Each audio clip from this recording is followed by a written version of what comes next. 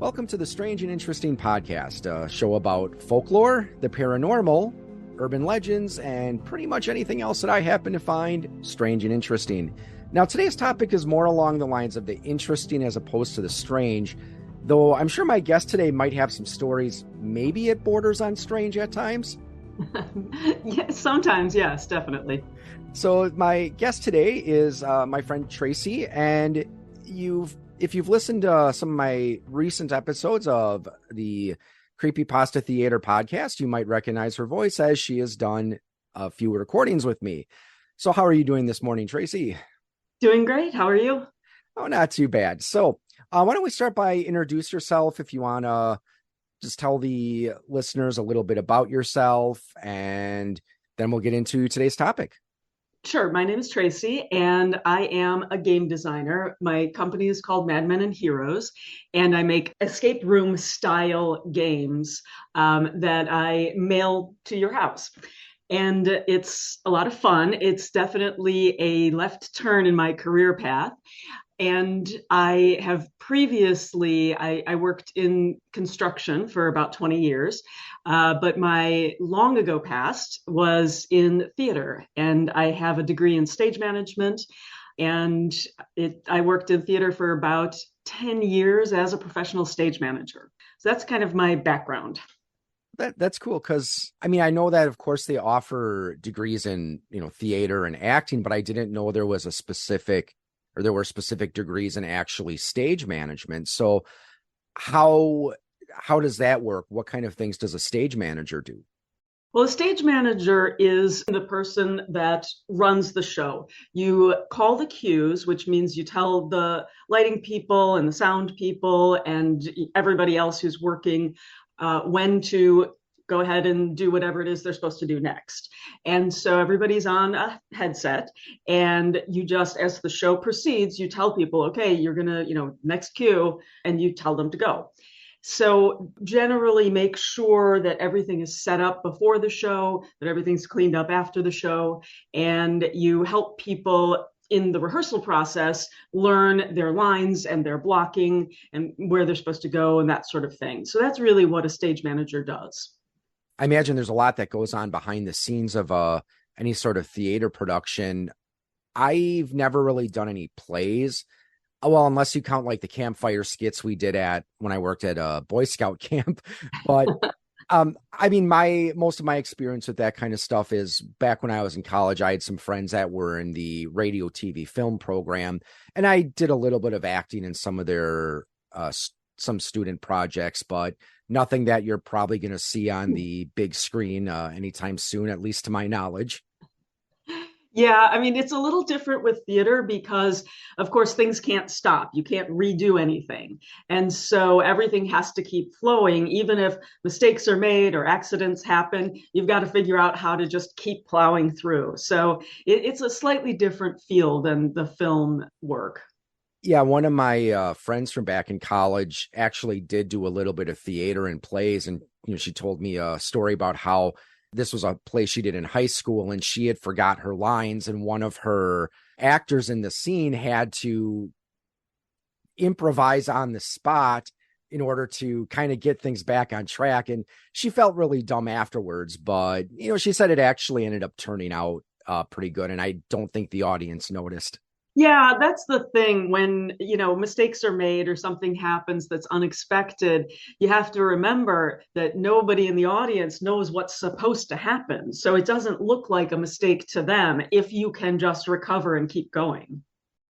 The topic today, we're going to specifically be discussing stage combat, because when we were talking after recording a podcast, you had mentioned where you were certified in a couple different types of stage combat, which I thought was really cool, because I mean, I'm used to seeing, of course, fight choreography in movies or TV shows, and it's something that I don't really know anything about. And I imagine that when you're doing it in a live theater setting, then it takes on a whole different level, because as you mentioned, you're live.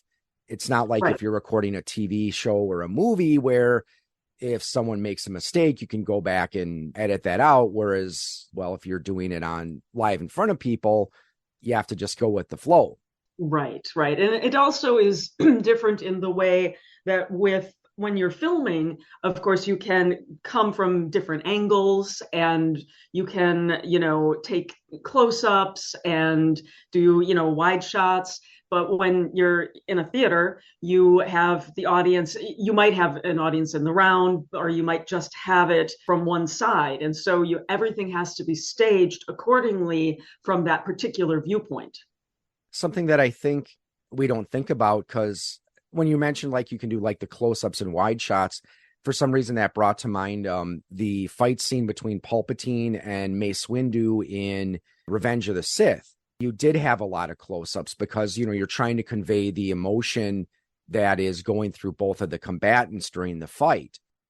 Right. It was critical to get those close-up shots, but then you also wanted to do the wide shots to show a little bit more of the action. And what I learned from my friends I hung out with, I know they get into all sorts of other shots, like the high angle shots and the low angle shots, and how they can all really impact the mood or feel of a scene. But yeah, when you're doing it on the stage, well, you don't have those luxuries.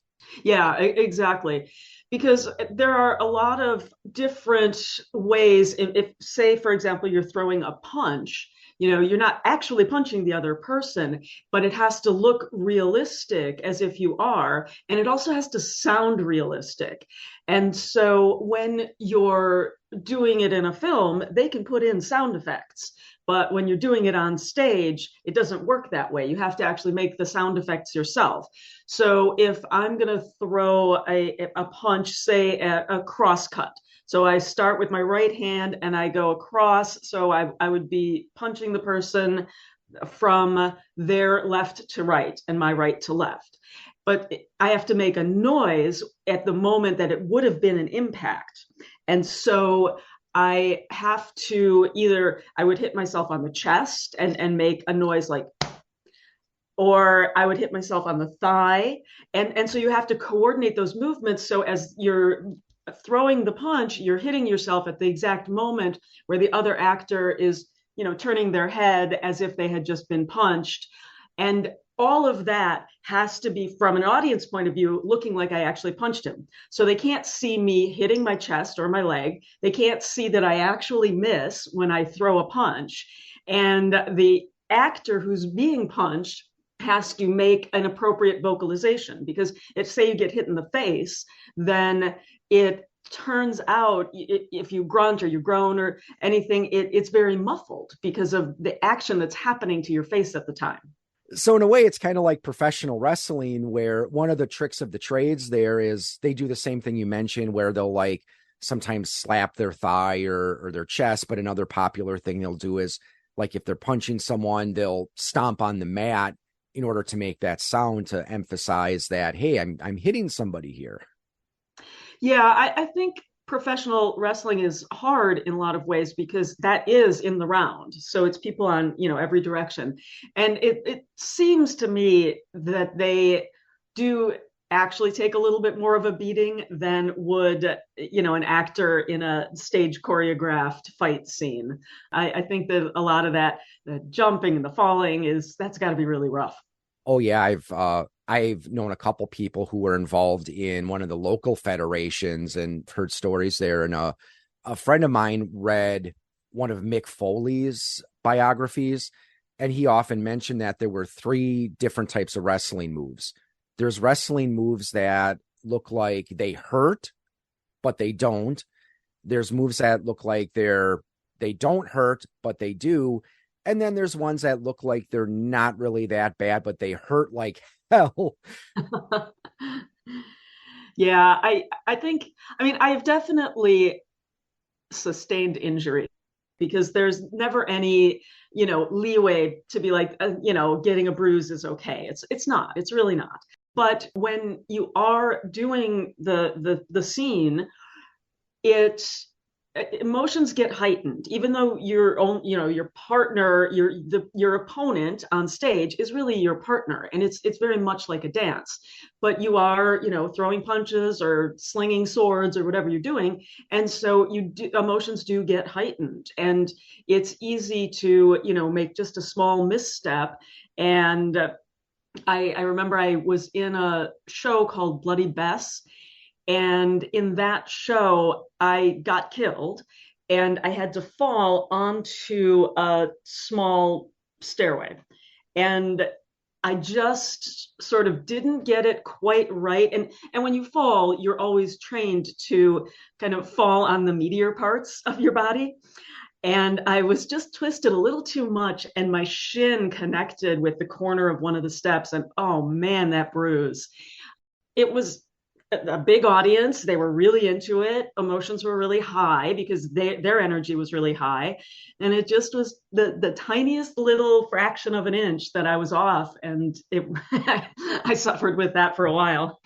It's interesting that you mentioned the emotions can run high because at least what I've heard is from people who've actually done acting is part of the trick of acting is really getting into your character. And maybe for some people, it's if they are playing someone who is a violent person and they're getting in this fight, some of that might come out and they might actually lose a little bit of control. But, and to draw another parallel with professional wrestling, I can imagine it's interesting because, you're in a stage production, you're working with someone, you don't want to hurt them. But I'm sure there have been times in the professional wrestling world where they probably wanted to try to hurt each other. I mean, I've heard stories about how in professional wrestling that, some of the people who look like they get along or they look like they're friends in the ring actually couldn't stand each other backstage. But on the other hand, you could have wrestlers who were engaging in this long and bitter feud, but behind the scenes, back in the locker room, they were playing chess together. Yeah. Yeah. Well, I think that as far as the stage combat goes, it is highly choreographed and highly rehearsed. Certainly there are actors that don't get along and they, don't like each other and all that kind of thing. But for the most part, I think that there is a certain camaraderie that builds during the course of rehearsal. And so it's you have to work together when, particularly if you're doing something like fighting with a sword or a rapier and dagger, because like I said, people get hurt. So you have to really focus and connect with your partner. And I think that brings people closer together. So I find that most people in most of the casts that I've ever worked with, cast and crew, have gotten along really well because it's a bonding experience. And you show up and typically you're meeting people for the first time when you get together for that first rehearsal. And so you start to work together on something, and you're talking about lines, you're talking about staging, and so you don't have all that much time to bond in a negative way. It's like you're doing the work together, and that's how you know each other, and that's your experience as everybody's trying their hardest to get it right. So what got you interested in learning how to study stage combat and how to become a stage combat instructor?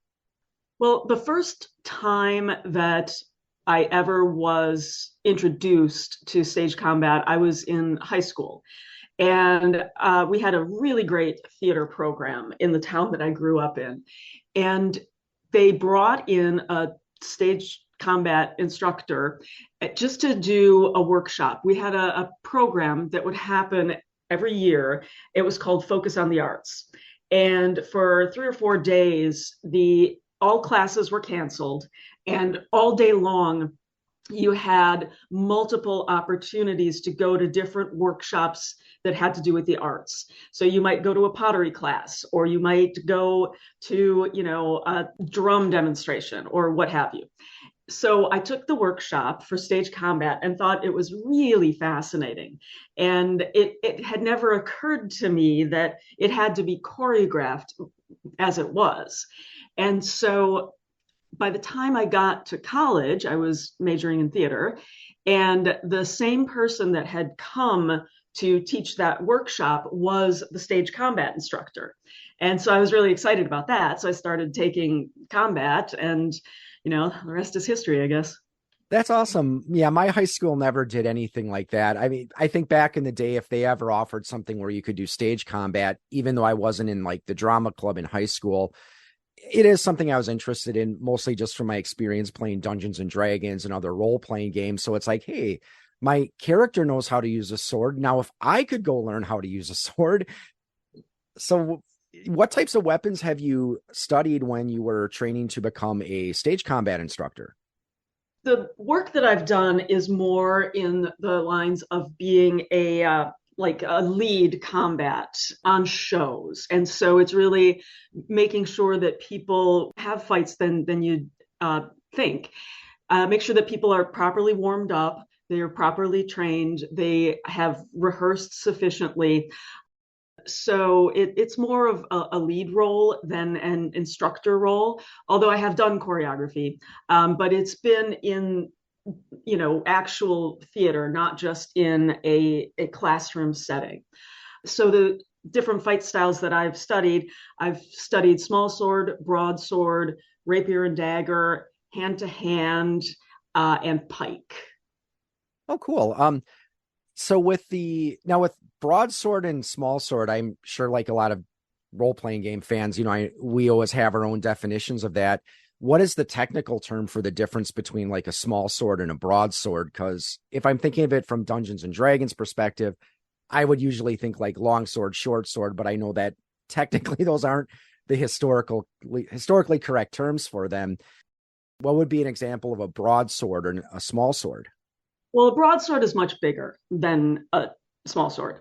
Basically, a broadsword is a sword you're going to hold with both hands and manipulate that way. You can do some moves, some defensive moves with one hand, but it's really mostly a weapon that you use both hands. And a small sword would not be that. It would be, a one-handed sword.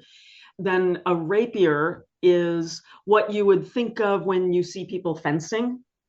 And so that is most often in stage combat, it's used with the rapier in your dominant hand and dagger in your other hand. So that's kind of the difference between those.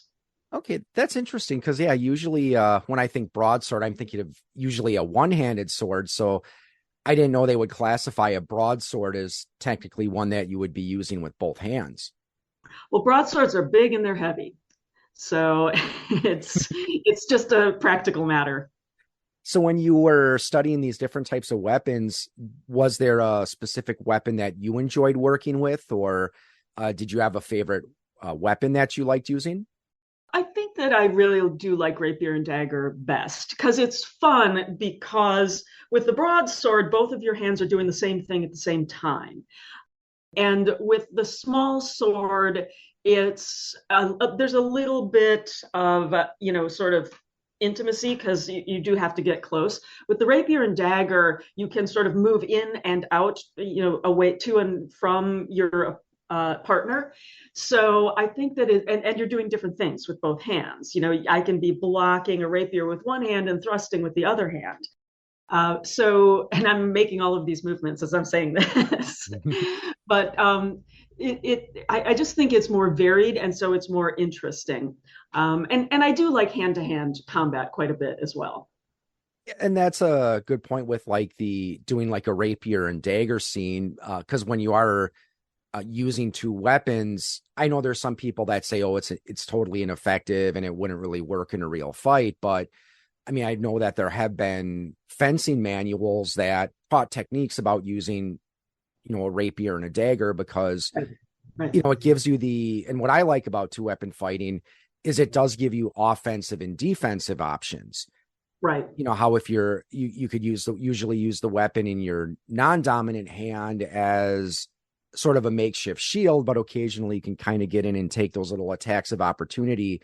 I was in a live action role playing game post for a few years, so that's where I got some of that experience. Got it.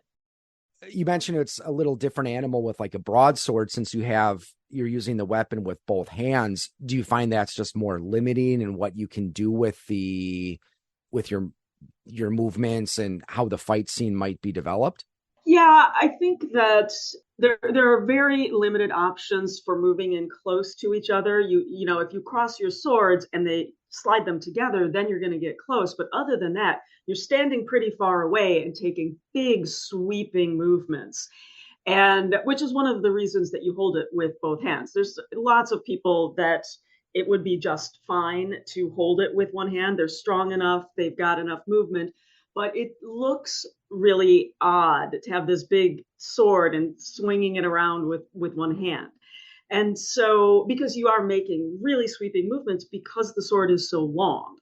And so that's kind of, I think that it limits the different ways in which you can move your body because you are, even if you're thrusting, it's all sort of straight ahead. There's no, real art. I mean, there's art to it, but it's definitely bigger movements that look like you're throwing around a lot of weight. And I can imagine choreographing something with like a pike or a spear or a pole arm could be challenging as well, because, at least with the pike, primarily you're just thrusting straight forward.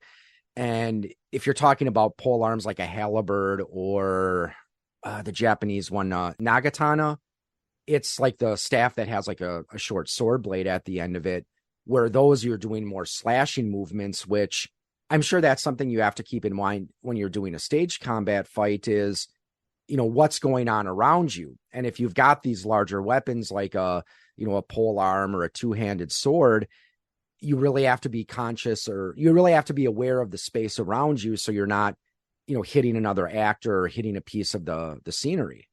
Right. Yeah. If you're in a fight scene where there are multiple actors in multiple different fights, it's really hard with, say, a pike because you don't have the space to swing that thing around.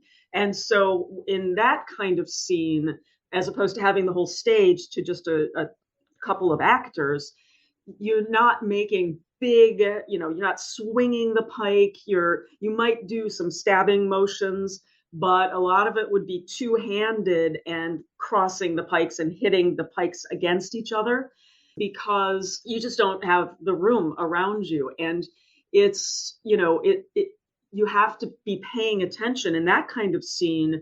If you're fighting and there are multiple other groups of people fighting around you, you have to really be watching your partner's back, because if they start to get too close, backing up toward a scene and they don't realize it, somebody can get hurt.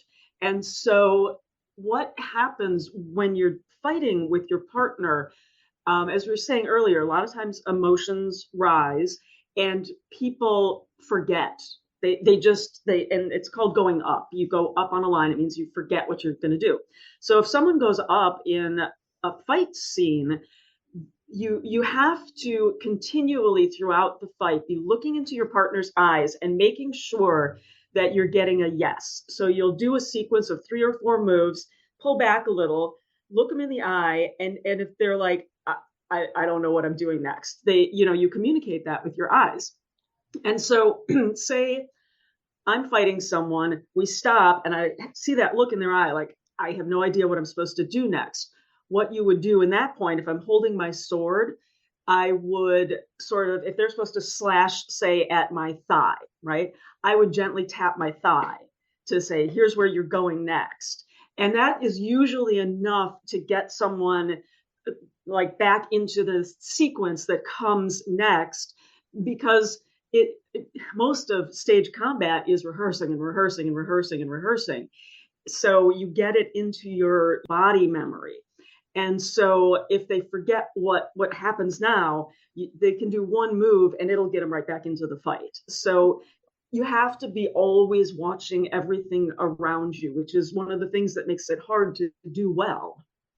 Usually you're not memorizing the entire sequence. It's more breaking it down into several smaller sets of moves. Yes, yeah. When you rehearse, when you start to rehearse, you'll just do the first, 3 or 4 or 5 moves, and you'll do that over and over and over. Then you rehearse the next part, you do that over and over and over. Then you string the two of them together, and you build on it that way. So yeah, I mean, you always know the first part of the fight best because you do that the most.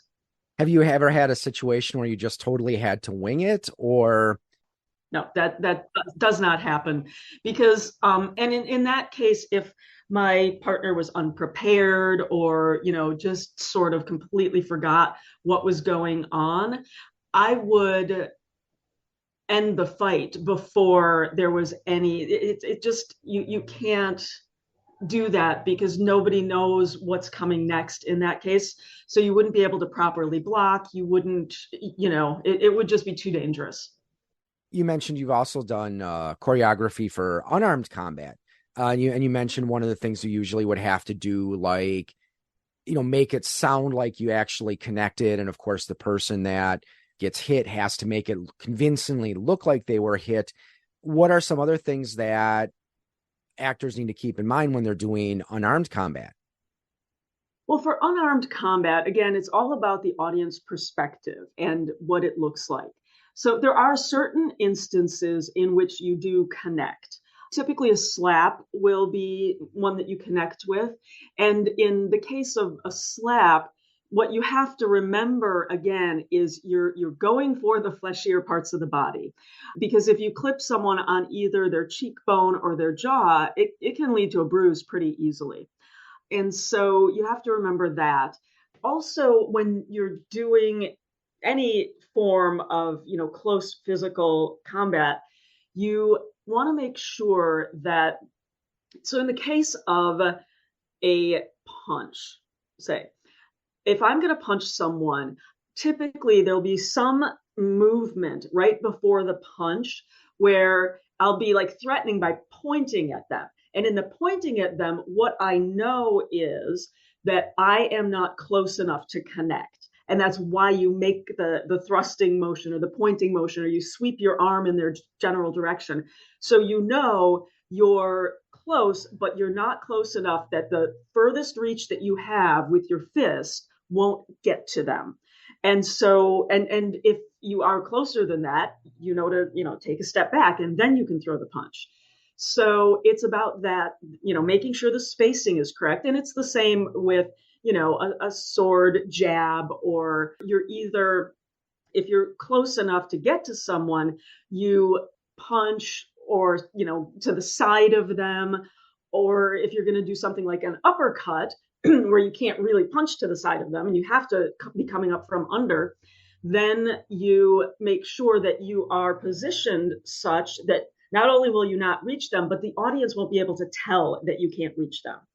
So the worst thing is if you have to throw a punch and they can see that, you're 6 inches away from their face when your hand moves by.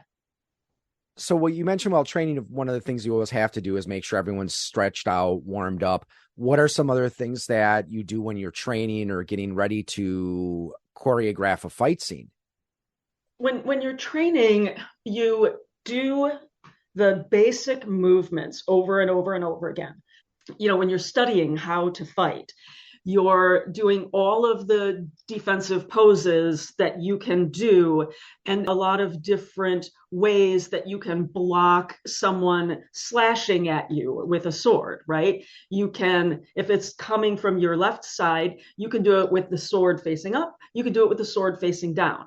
And so you have to get your body really good at doing all of those different movements. So when you get your choreography, you already know how to do each movement. You just have to string them together and memorize them.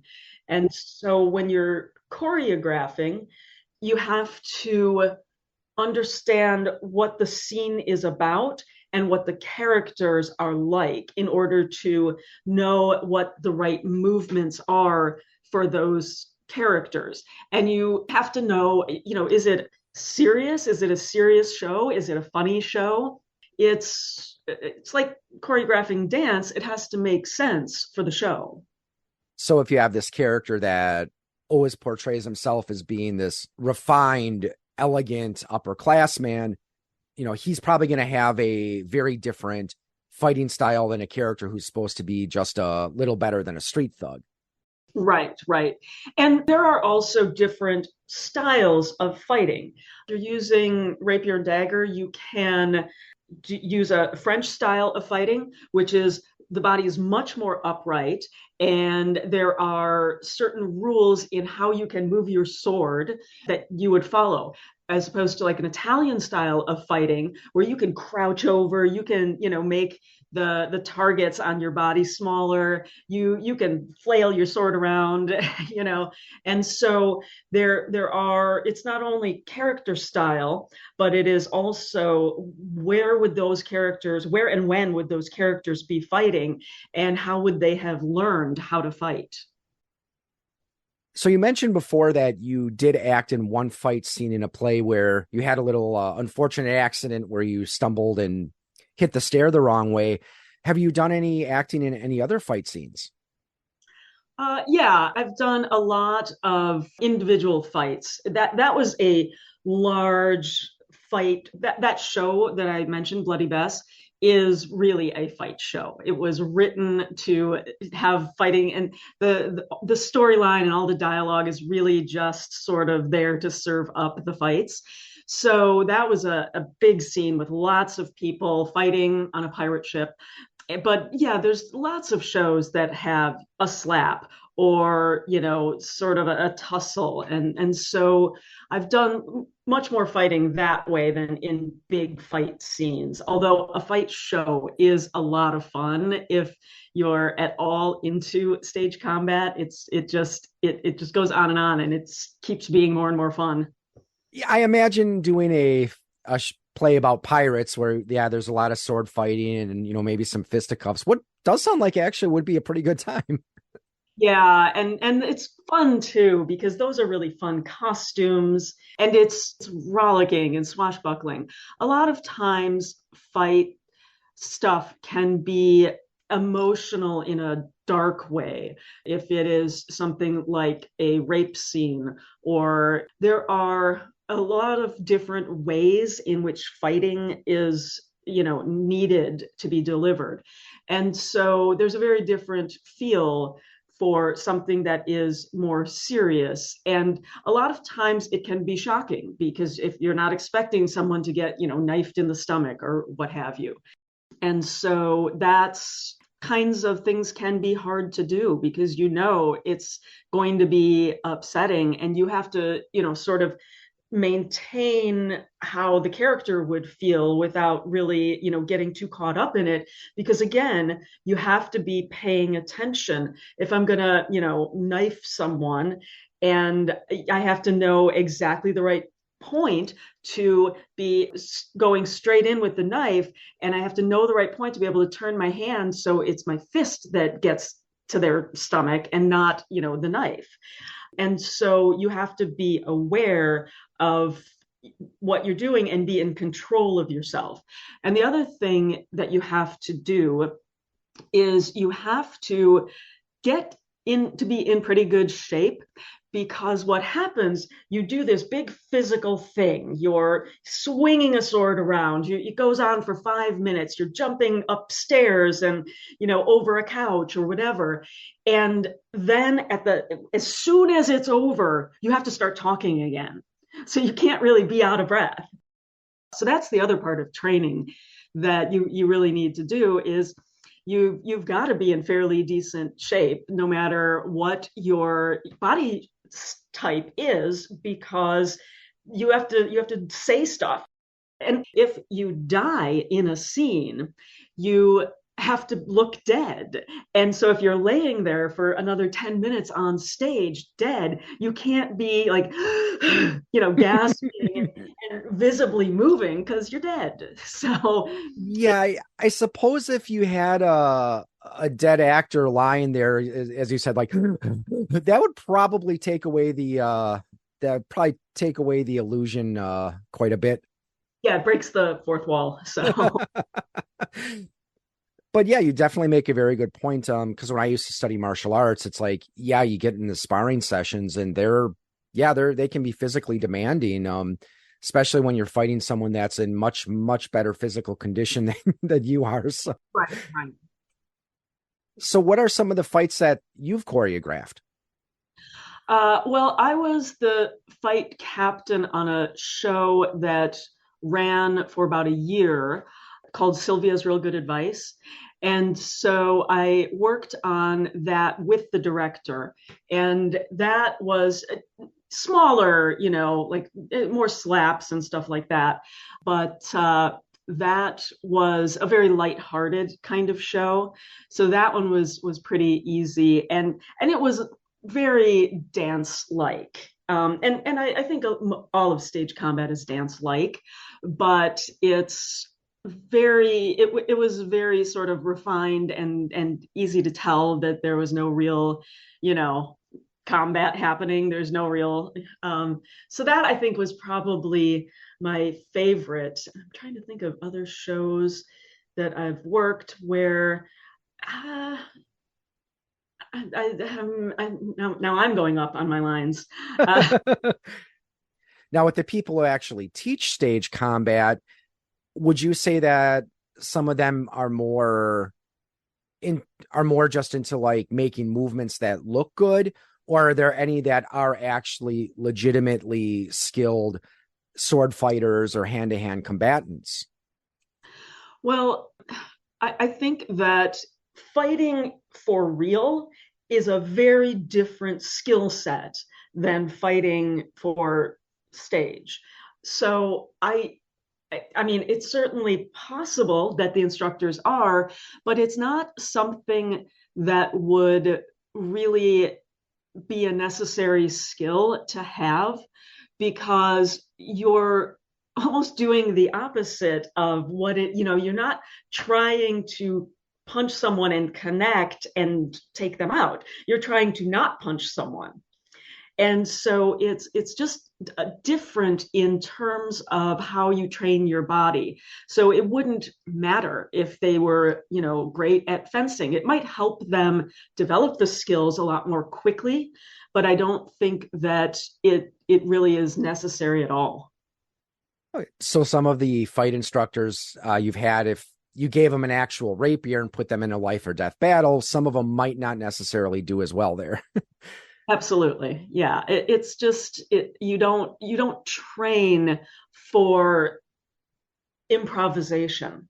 So, you train so everybody knows, down to the nth degree what it is you're supposed to do next.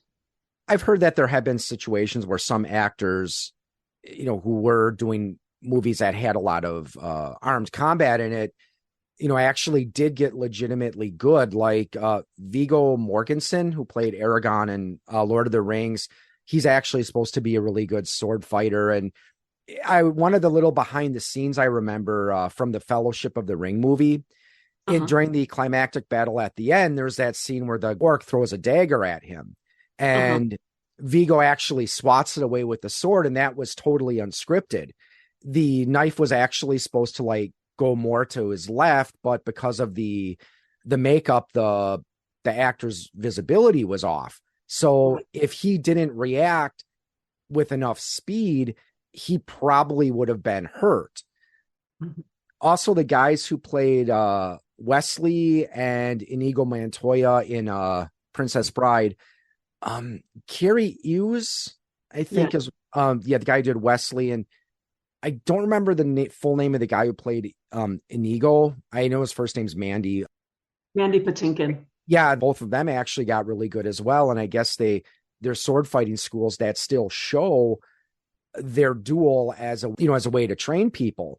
And I also thought it was interesting because they had their little dialogues where it's like, well, I bet you didn't expect me to use this against you. And well, I have to, considering the terrain. And it's like, well, those were actually, I guess, real fighters or real fight instructors. So I just thought that was a little interesting behind the scenes with that movie. Yeah, that's definitely one of my favorite scenes. And interestingly, the director of the theater program where I attended my undergrad was Mandy Patinkin's uncle. Wow. Yeah, Sheldon. So do you have any good stories from the times that you were either studying stage combat or any memorable moments from any stage fights you did? I think that the interesting part for me in studying stage combat was the kind of prepping that we had to do. So like a warm up would include a lot of like stretching your wrists in different directions. And it was stuff that I had never thought about doing when I was just, working out or, exercising, because, you stand with your knees bent for a lot of the time, and you stand in a particular stance. Typically, one leg will be in front and the other leg will be, to the rear, but your feet are really more than shoulder width apart, so you can maintain your balance. And that's hard on the legs after a while. Like you have to really, get strong. And like I said, you have to have strong forearms and strong wrists. So I think that was really interesting to me when I started out, of just the kinds of ways that I had to train my body. I think that I was very surprised when I learned about we talked about this earlier, what's called a nap. And the nap is where you are hitting your body to make a sound as if you're punching. And I was surprised at all the different ways you can do it. I said you can hit your chest, you can hit your thigh. You can, if I'm going to throw a punch, I can put one hand up, and as I throw the punch, open my hands up and clap, and then close my hand back up when it gets past the face. And I also learned a lot about vocalization. And so when you get punched, depending on where you punch, the sound that the actor who's getting punched makes is very different. If you get punched across the face, it's a very muffled sound because your face is all mushed together.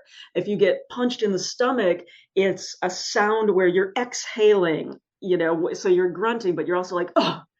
And so just learning where different parts of the body get struck or grabbed or whatever, of the different types of sound you have to make. And it's a surprising variety of different ways that you can grunt.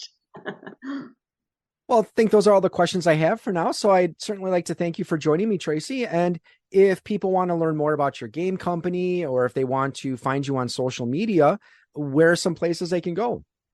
The game company you can find at madmenandheroes.com. And I'm on Facebook as Madmen and Heroes. And you can also find me on Blue Sky, if you're lucky enough to have gotten on there yet, and Threads. Well, I'd like to thank everyone for listening. And until next time, stay strange, stay interesting. You have been listening to a presentation of Point of Insanity Game Studio. Visit us on the web at poigamestudio.com. Follow us on Twitter at poigamestudio. Look us up on Facebook and email us at poigamestudio@gmail.com.